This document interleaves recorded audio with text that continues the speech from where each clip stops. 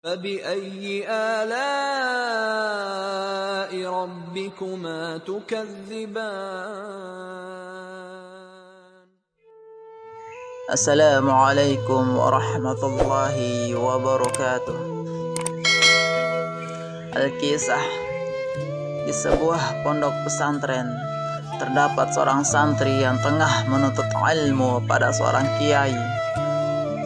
Sudah bertahun-tahun lamanya si santri ini belajar, hingga tibalah saat di mana dia akan diperbolehkan pulang untuk mengabdi kepada masyarakat. Namun sebelum santri ini pulang, kiai memberikan sebuah ujian. Pak Kiai berkata pada santrinya, "Nak, sebelum kamu pulang, dalam 3 hari ini aku ingin meminta kamu mencarikan seseorang ataupun makhluk yang lebih hina dan buruk dari kamu," ujar sang kiai. 3 hari itu terlalu lama, Kiai. Hari ini saya bisa menemukan banyak orang atau makhluk yang lebih buruk daripada saya, jawab santri penuh percaya diri. Sang kiai tersenyum seraya mempersilahkan muridnya membawa seseorang ataupun makhluk itu ke hadapannya. Santri keluar dari ruangan kiai dengan penuh semangat karena menganggap begitu mudah ujian tersebut. Hari itu juga si santri berjalan menyusuri jalanan. Di tengah jalan dia menemukan seseorang pemabuk berat. Menurut pemilik warung yang dia jumpai, orang tersebut selalu mabuk-mabukan setiap hari. Pikiran si santri sedikit tenang. Dalam hati dia berkata,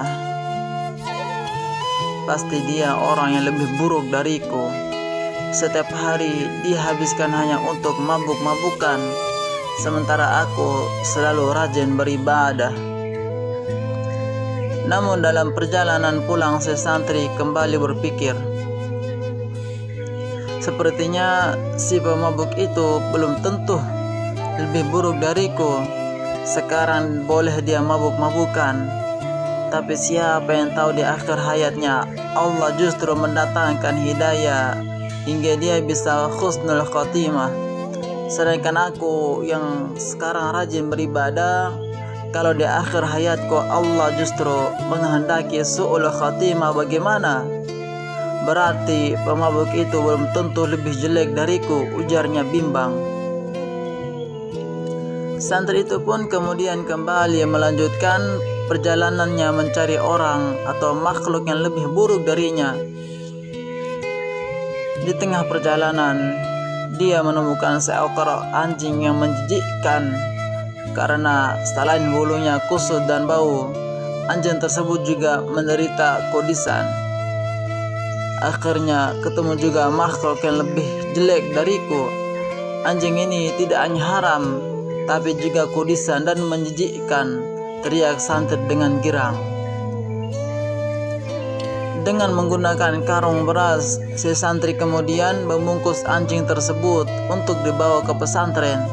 Namun di tengah jalan tiba-tiba dia kembali berpikir, anjing ini memang buruk rupa dan kudisan, namun benarkah dia lebih buruk dari aku?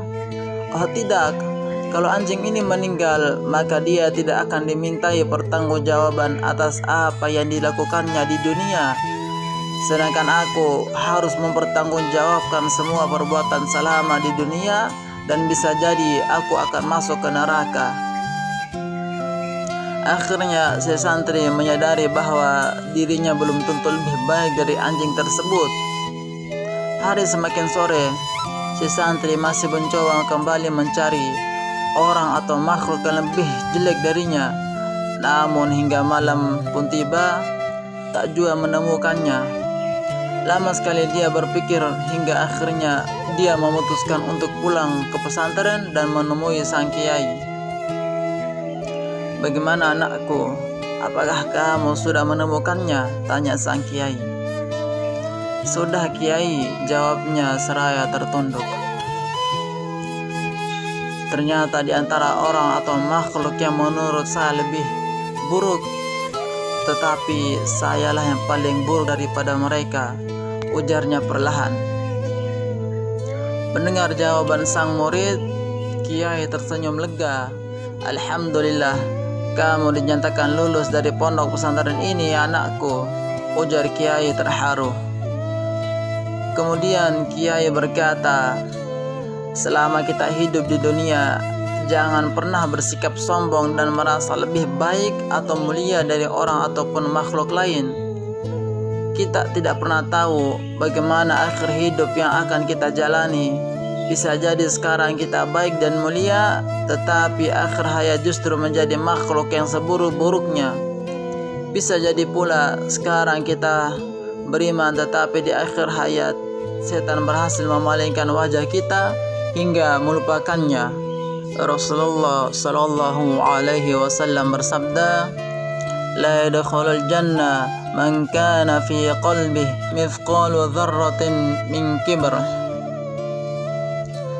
Tidak akan masuk ke dalam surga orang yang di hatinya ada kesombongan meskipun sebesar biji sawi. Hadis riwayat Muslim. Sahabat, semoga dengan sedikit ilmu yang dititipkan Allah Subhanahu wa ta'ala di hati kita tidak menjadikan kita sombong dalam segala urusan.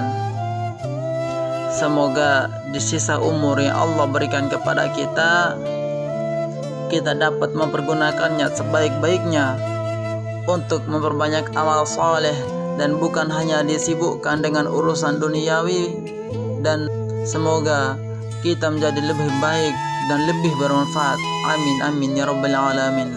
Khairun nas anfa'uhum linnas. Sekian, assalamualaikum warahmatullahi wabarakatuh.